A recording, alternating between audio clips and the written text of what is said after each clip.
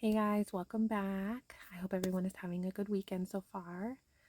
Real quick, I just want to say if there's any newcomers who, if you clicked on my video because you're interested, maybe there's a part of you that's interested in reading the Bible and, seeing what God's all about. And maybe there's a part of you that's wanting to bring him into your life. And if that is so, welcome, welcome, welcome. I brought God into my life about 6 months ago and started reading the Bible, and it was the best thing I've ever done. And I'm here sharing my real journey with what it's been like since I brought God into my life and started reading the Bible. I'm very honest. I'm very, give the ups and downs and the everything in between.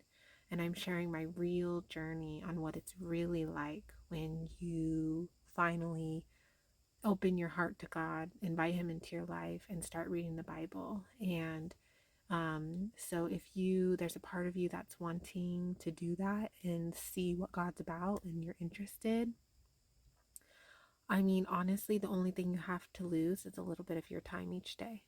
That's it. You're welcome to read along with me if you want a little bit of like just, not to feel alone, because I know the struggles, especially in the beginning, and you'll see that in my videos if you start reading along with me.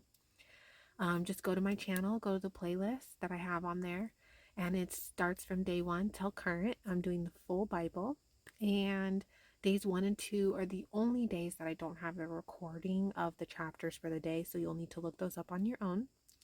And I really hope that, you really give God a chance, give it a little bit of time, not just a day or two or a week, you need to give it a couple weeks, maybe a month or two, really give God a chance, and I promise you, if you really give it a chance and really genuinely try to read the Bible and bring God into your life and pray and reach out to him and really invite him into your life, I promise it'll be the best thing you've ever done. So good luck to you. I really hope that you follow along with me, and really give it a chance. And, you don't have to do it alone. So please check out my playlist. And I know, like, you know, for example, today I did not want to read the Bible. I was doing so well for like over a week. I was being very disciplined. I was reading the Bible every day. I was feeling really good. I was feeling God, hearing him better. And then I fell off because I got sick. And then ever since then, I've been struggling to get back onto it. And like right now, like I did not want to come in here and read the Bible. I wanted to just lay on my bed and watch random YouTube videos while my daughter slept. But, I got up, I came in here, and we haven't even started the chapters yet today, and I'm already feeling like this calm that comes over me. Like when I first started reading the Bible, it was hard, it was frustrating, it was difficult. It was very like I had to just be disciplined and just force myself to do it. And now I find it, when I actually start reading the Bible, like I feel this like calmness and this peace and this like just calm feeling in my body, especially like in my back, that just comes over me when I start to read the Bible. And it's great. And like you just have to kind of get past that first little hump and just get yourself to just open your Bible or open your phone, your app, or if you read along with me, just make that first step, and then from there it'll get better. It's kind of like when if you work out, or go on a hike, or get up in the morning. As soon as you get up, or as soon as you start to work out, you start to feel better. But to get that first step going, to first get up and get out of bed, or to first go to the gym, or first go start walking or running around the neighborhood, that first initial like push is a little difficult. But then after that, you feel so much better and you feel great, So I feel like it's the same with the Bible sometimes, because I watched a video. This pastor said that every time you read the Bible and pray, your flesh, your human flesh, is going to want to fight you, because It's, bringing you closer to God. And the flesh doesn't want that.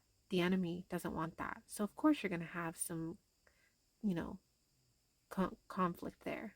So, you know what I mean? And so you just have to just take the emotion out of it and just say, okay, I'm going to do this, and then just do it. And that's what I did. I was just like, you know what? Okay, after I watch this video, I'm going to put my daughter down for her nap. I'm going to get up. I'm going to go in my closet and I'm going to make this video and read the chapters for today and pray. And I just didn't even think about it emotionally. I took my emotions out of it and I was just like, okay, I'm going to do this. Came in here and I already feel better. And I've only been in here for a couple minutes. So push through, guys. Push through. Please. If I can do it, you can do it. So let's do it together.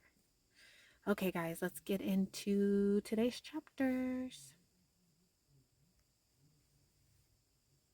It came to pass at the end of 20 years, when Solomon had built the house of the Lord and his own house, that the cities which Hiram had given to Solomon built them, and he settled the children of Israel there. And Solomon went to Hamath Zobah and seized it. He also built Tadmor in the wilderness, and all the storage cities which he built in Hamath. He built Upper Beth Horon and Lower Beth Horon, fortified cities with walls, gates, and bars.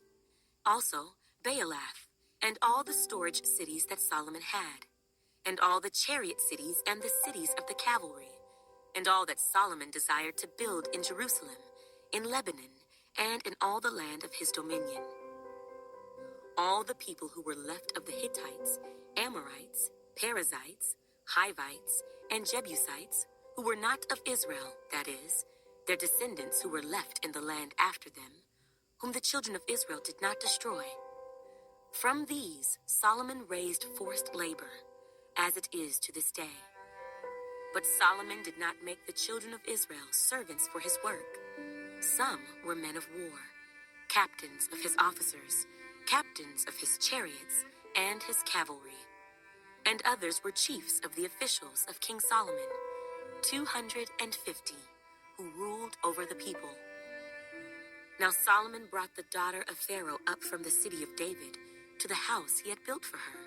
For he said, "My wife shall not dwell in the house of David, king of Israel, because the places to which the ark of the Lord has come are holy."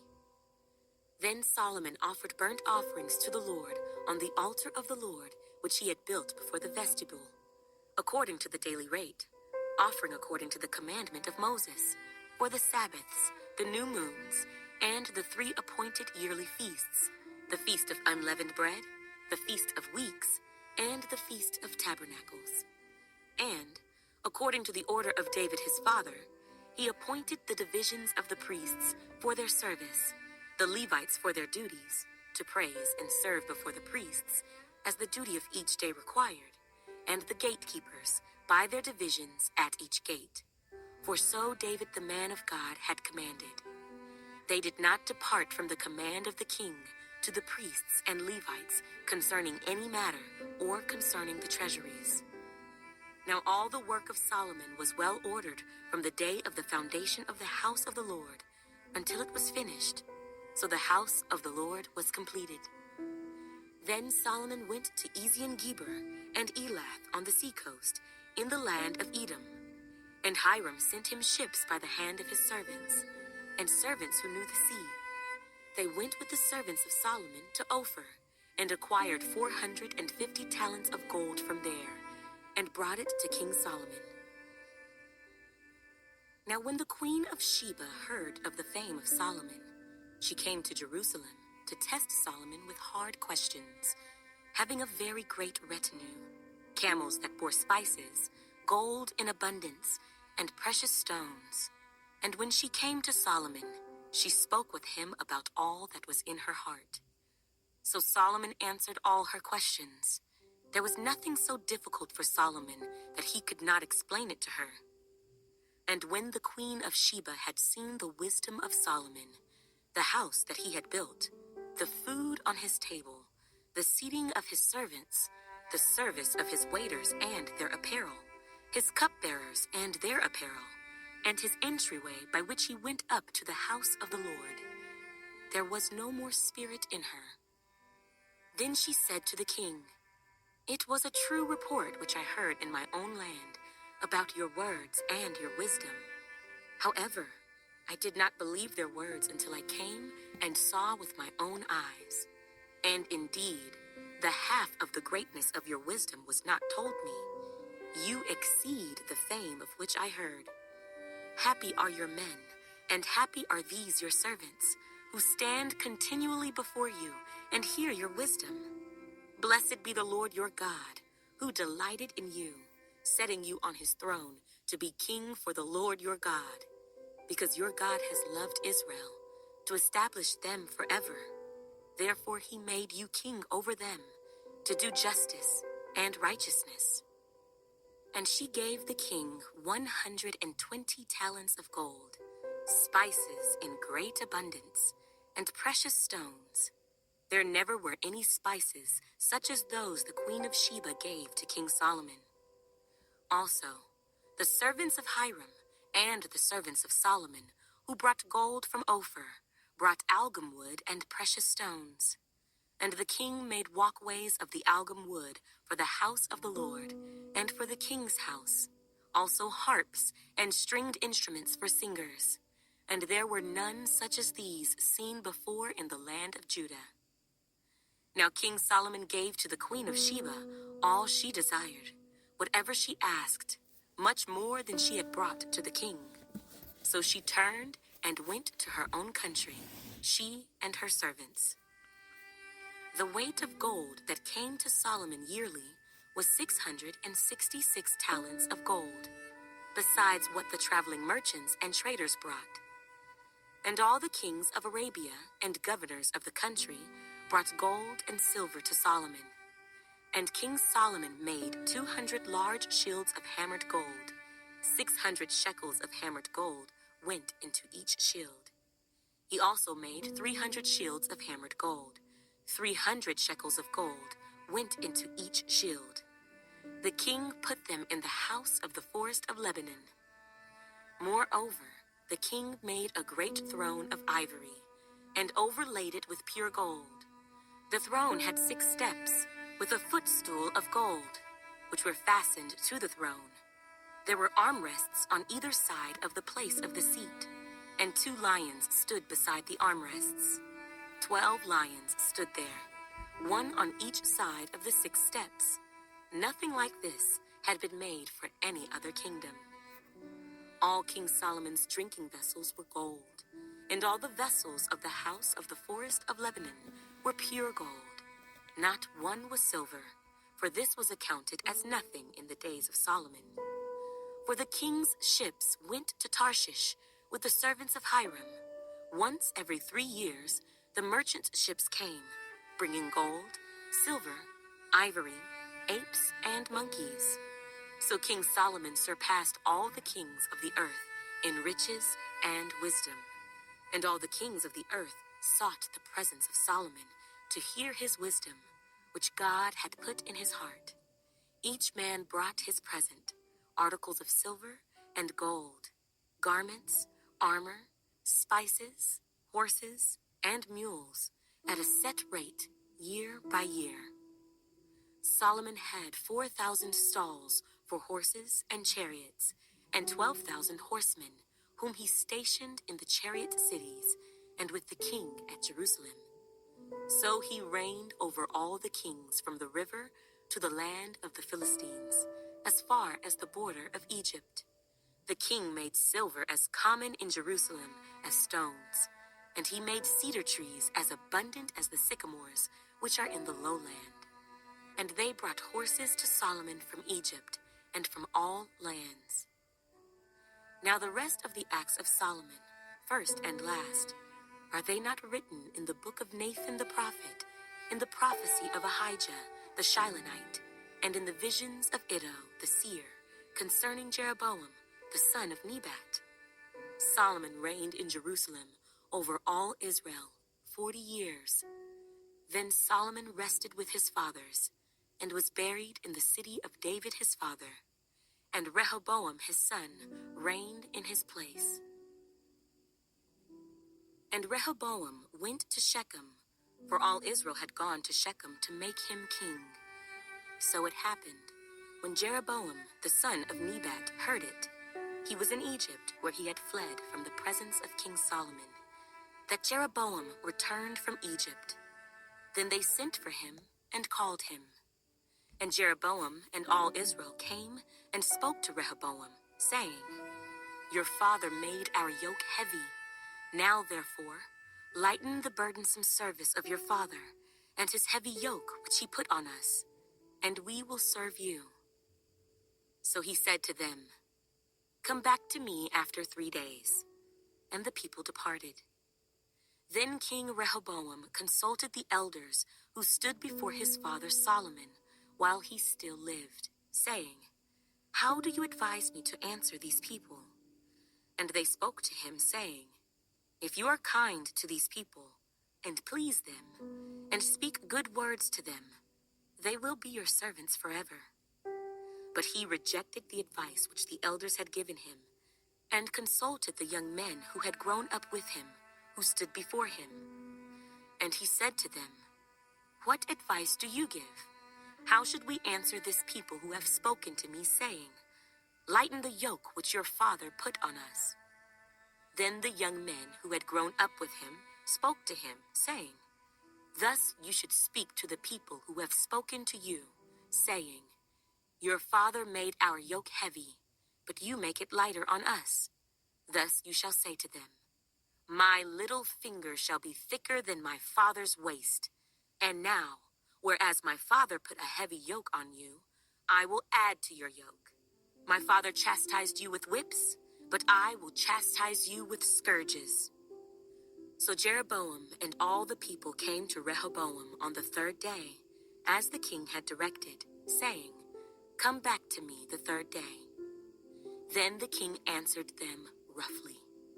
King Rehoboam rejected the advice of the elders, and he spoke to them according to the advice of the young men, saying, My father made your yoke heavy, but I will add to it. My father chastised you with whips, but I will chastise you with scourges.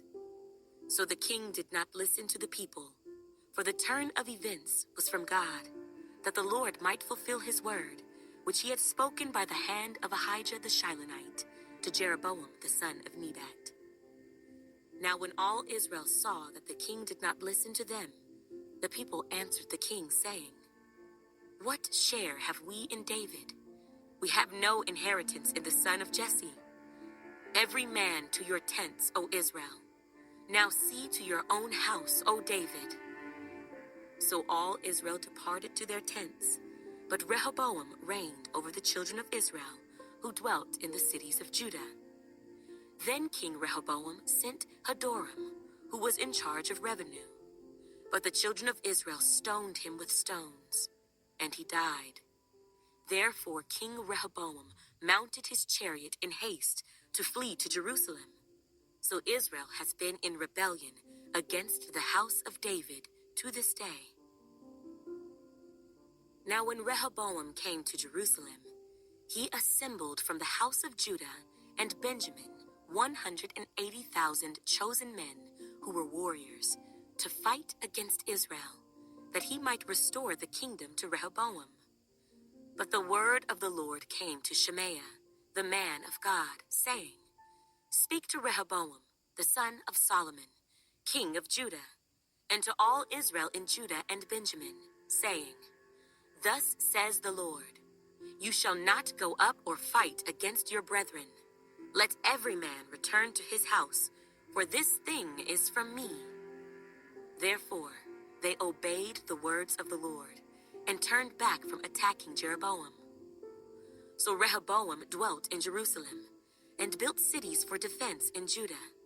And he built Bethlehem, Etam, Tekoa, Beth-zur, Soko, Adullam, Gath, Marisha, Ziph, Adoraim, Lachish, Azekah, Zorah, Ajalon, and Hebron, which are in Judah and Benjamin, fortified cities.